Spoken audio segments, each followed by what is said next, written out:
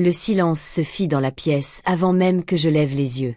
Une chaise grinça, une fourchette tomba, puis la voix de mon grand-père perça le brouhaha. « Tu touches une pension d'invalidité depuis des années. » Tous les regards se tournèrent vers moi. Je sentis la chaleur monter, l'atmosphère se tendre, ce silence qui n'attend pas de réponse, juste une réaction. Je parvins à reprendre mon souffle, puis murmurai « Que voulez-vous dire ?» C'est alors que je remarquai l'homme derrière lui, un dossier fermé à la main. Mes parents évitaient mon regard, et avant que quiconque puisse dire un mot, il l'ouvrit. J'ai grandi dans une maison où le silence voyageait plus vite que la vérité. Mes parents, Linda et Mark, aimaient que tout soit rangé, prévisible, maîtrisé. J'ai appris très tôt que le meilleur moyen de préserver la paix était de me faire discrète, de me faire oublier. Ma petite sœur, Emma, n'a jamais eu à l'apprendre. Elle était toujours là pour le fils. Quand elle demandait quelque chose, ça apparaissait. Quand elle était en difficulté, quelqu'un intervenait avant même qu'elle ne sente la chute. Papa disait souvent, elle a juste besoin d'un peu plus de soutien. Le soutien, c'était la seule chose à laquelle je n'avais jamais droit. Je me souviens de la première fois où j'ai ressenti ce déséquilibre dans ma peau. J'avais 12 ans, j'étais dans la cuisine, un formulaire d'inscription pour une sortie scolaire à la main. Les frais s'élevaient à peine à 35 $. Maman leva à peine les yeux des factures. « On ne peut pas faire d'activité supplémentaire ce mois-ci, dit-elle.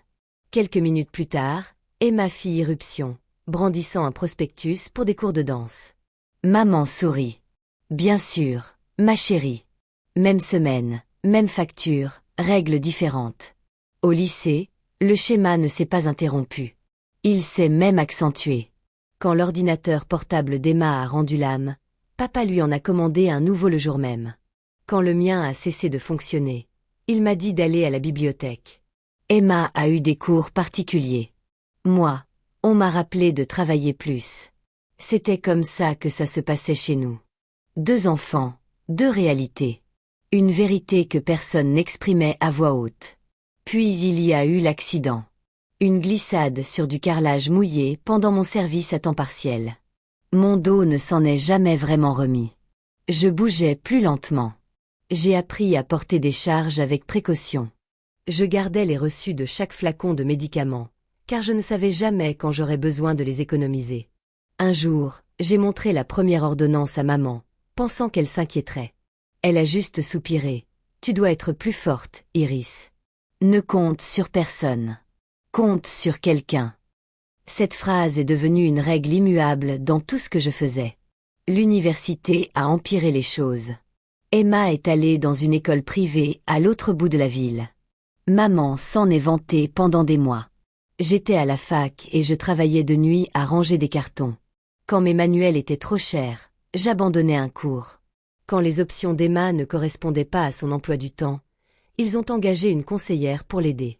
Le souvenir qui m'a le plus marqué s'est déroulé dans notre cuisine. Je venais de rentrer du travail. J'avais un mal de dos si aigu que j'avais l'impression qu'on m'avait planté un couteau entre les côtes. J'ai posé l'ordonnance froissée sur le comptoir, à côté d'un flacon où il ne restait que 2 comprimés. Maman assaisonnait du poulet pour le dîner. Elle ne s'est pas retournée. « Tu peux m'aider à payer ça ?» ai-je demandé. Elle continuait de couper. « Tu es plus forte que cette Iris. Arrête tes simagrées. » À côté d'elle, la cuisine brillait grâce aux appareils électroménagers flambant neufs qu'ils avaient achetés au printemps. L'inox poli, immaculé, semblait n'avoir jamais souffert. Je me tenais là, sous la faible lumière du plafond, une bouteille vide cliquetant à la main. C'est à ce moment-là que j'ai compris. L'effort n'avait aucune importance. La douleur n'avait aucune importance. Le besoin n'avait aucune importance. Seule la hiérarchie comptait. Je n'ai pas pleuré. Je n'ai pas protesté. J'ai simplement hoché la tête et glissé la bouteille dans mon sac. Ce jour-là, j'ai enfin compris ma place dans cette famille. De retour à table, la pièce me semblait plus petite que dans mon souvenir. La lumière était chaude, mais rien, dans ce moment, n'évoquait la chaleur. Mes parents, Linda et Mark, étaient assis au centre, comme toujours, tournés vers les membres de leur famille qui comptaient le plus pour eux. Ma petite sœur, Emma, se blottissait contre maman, lui murmurant quelque chose qui les fit sourire toutes les deux. J'observais la courbe de leurs épaules, le calme de leur respiration. C'était un réconfort auquel je n'avais jamais été invité. Grand-père était assis à l'autre bout de la pièce, le seul à ne pas faire semblant que cette soirée était normale. Sa mâchoire était crispée et son regard suivait les contours de mon visage comme s'il cherchait quelque chose.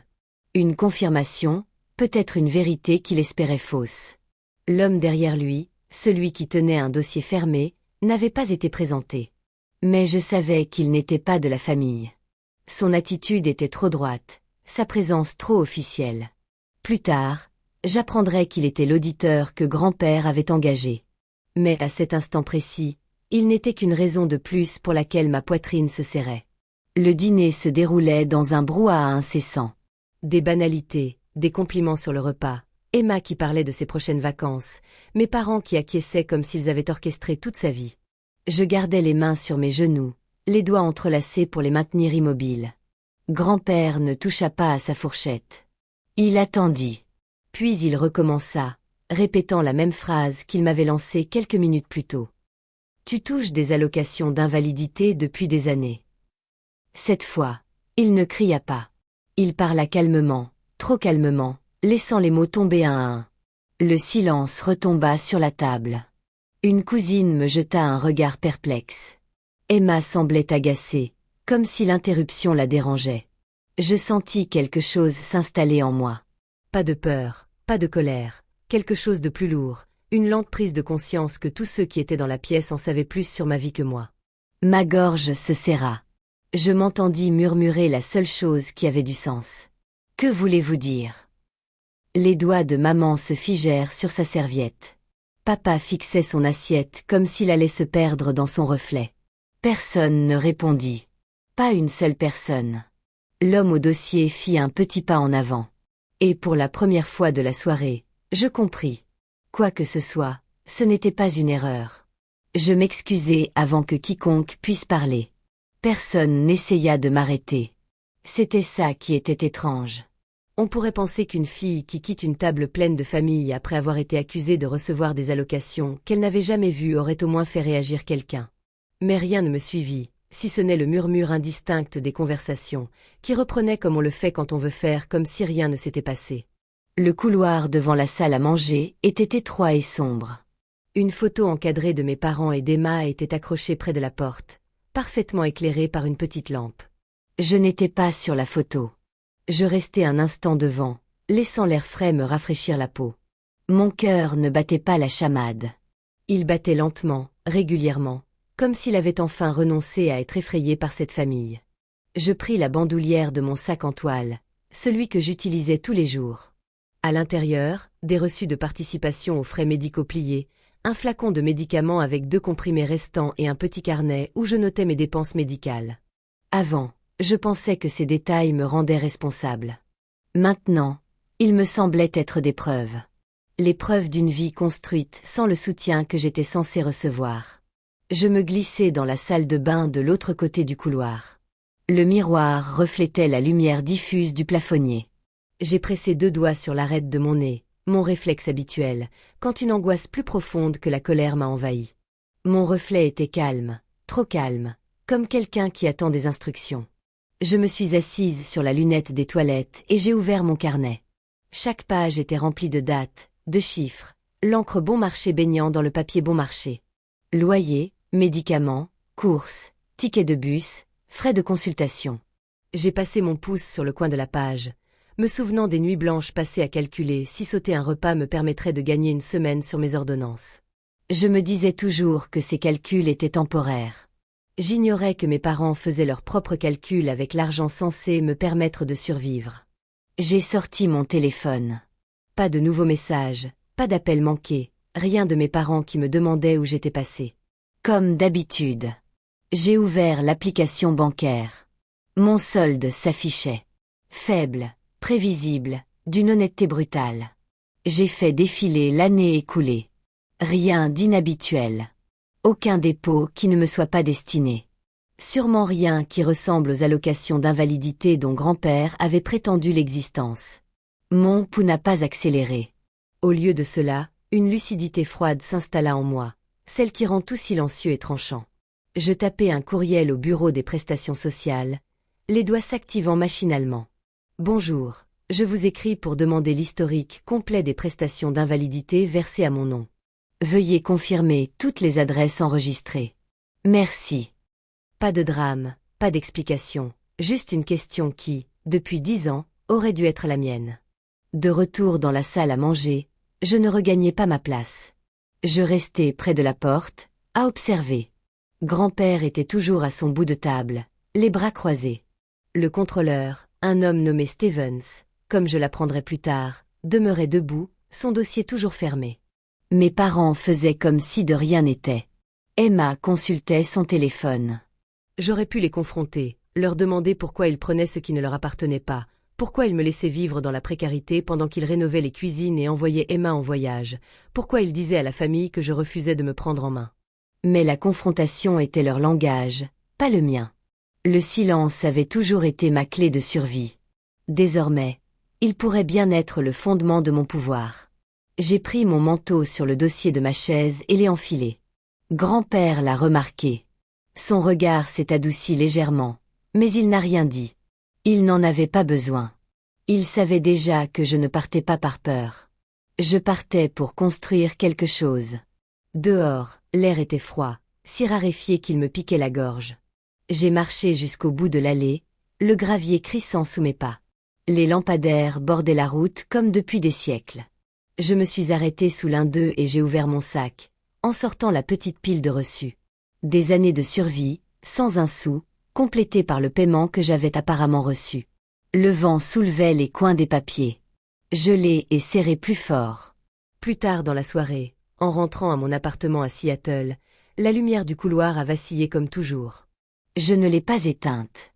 J'ai tout étalé par terre, les reçus, les factures médicales, les lettres, mon carnet. Assise en tailleur, je me suis tue, laissant le bourdonnement du réfrigérateur emplir la pièce. Alors j'ai commencé à rassembler, classer, vérifier. Je n'avais pas besoin de savoir pourquoi mes parents avaient agi ainsi. Seuls les faits m'importaient. Les faits étaient immuables. Les faits ne mentaient pas. Les faits n'aimaient pas un enfant plus qu'un autre. J'ai créé un tableur sur mon ordinateur portable, remplissant les cellules de chiffres, de dates, de diagnostics. J'ai ajouté une colonne pour l'estimation de l'allocation d'invalidité que j'aurais dû recevoir. Lorsque j'ai consulté le montant mensuel approximatif et que je l'ai multiplié par 10 ans, je n'ai rien ressenti, ni colère, ni choc, juste le poids de la vérité qui s'imposait. Heure après heure, le tableur s'est étoffé.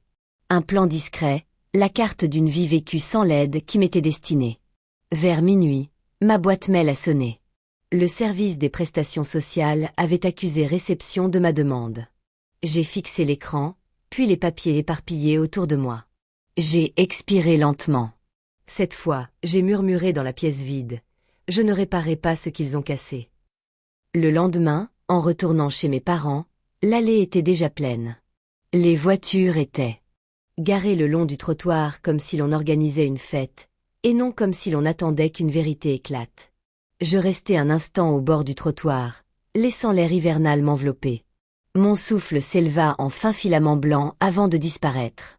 Cela me semblait approprié. À l'intérieur, la salle à manger était exactement la même que la veille. Même lumière chaude, même longue table, même disposition avec mes parents. Linda et Mark étaient assis au centre, comme s'ils étaient les hôtes d'une grande réception. Ma petite sœur Emma était assise à côté de maman, le menton dans la main, les yeux rivés sur son téléphone. Grand-père restait au fond, le dos droit, le regard perçant. L'homme qui l'avait amené, l'auditeur nommé Stevens, se tenait de nouveau derrière lui, le dossier toujours fermé. Personne ne me salua, rien d'inhabituel. Stevens me jeta un coup d'œil accompagné d'un discret hochement de tête. La mâchoire de grand-père se crispa, un signal silencieux entre nous. Aujourd'hui ne serait pas comme la veille. Finissons en, dit grand-père. Sa voix était posée, formelle, dénuée de la chaleur qu'il avait habituellement. Ce n'était pas de la colère. C'était de l'autorité, une autorité que je ne lui avais pas vue utiliser depuis des années. Maman se remua sur son siège. Papa, on ne peut pas attendre? Irisait visiblement. Il leva la main. Elle se tut. Il ne s'agit pas d'Iris, dit-il. Il s'agit de ce qu'on lui a pris. Mark s'éclaircit la gorge, essayant de paraître calme. On n'a rien pris. Il y a eu un malentendu. Steven s'avança. Sans présentation, sans préambule. Il ouvrit le dossier. Le bruit du papier qui glissait contre le papier était plus tranchant qu'une accusation. À l'intérieur, des documents soigneusement empilés, classés par année, 10 ans de documents. Il posa la première feuille sur la table. Une colonne indiquant les mensualités, sous mon nom, sous une adresse, celle de mes parents. Il posa une autre feuille, une autre année, même format, même acompte, même signature, celle de ma mère. Stevens tapota une ligne sur la page avec le bout de son stylo. Ces paiements étaient destinés à couvrir les frais médicaux d'Iris, expliqua-t-il. Tous les versements ont été redirigés vers ce foyer au lieu de son domicile. Le visage de maman s'est flétri. Emma a cessé de faire défiler les pages. Papa s'est adossé, les bras croisés, comme s'il se préparait à un choc. On utilise cet argent pour la famille, a-t-il murmuré. Pour vos vacances, a demandé Stevens à voix basse. Pour les travaux? Pour le SUV que vous avez acheté il y a 5 ans? Maman a cligné des yeux. On avait des dépenses et l'école n'était pas donnée. La pièce semblait s'étouffer. Je n'ai rien dit. C'était inutile. Chaque chiffre sur ces pages parlait pour moi, plus fort que je n'aurais jamais pu l'exprimer. Stevens a posé la dernière feuille sur la table. Un récapitulatif, 10 ans de versement mensuel, pour un total de plus de 280 000 $. J'ai vu les visages de mes parents se transformer. D'abord le déni, puis le calcul, puis une expression vide et fragile. Le genre d'expression qu'on a quand on réalise que l'histoire qu'on a inventée ne nous appartient plus. Grand-père a repoussé sa chaise. Le bruit a résonné. Il a désigné Linda et Mark du doigt. Vous avez quelque chose à dire. Cette fois, la question ne résonna pas. Elle tomba froidement, comme un verdict. La voix de maman se brisa. On pensait qu'elle n'en avait pas besoin. Elle a toujours été si indépendante. Vous disiez à tout le monde qu'elle était irresponsable, intervint grand-père. Vous l'avez laissée partir sans médicaments. Vous l'avez laissée souffrir pour pouvoir rénover votre cuisine. Papa me regarda, son regard oscillant entre la peur et une sorte de honte. On allait te le dire un jour, quand grand-père poserait la question. 10 ans plus tard, le silence envahit la pièce.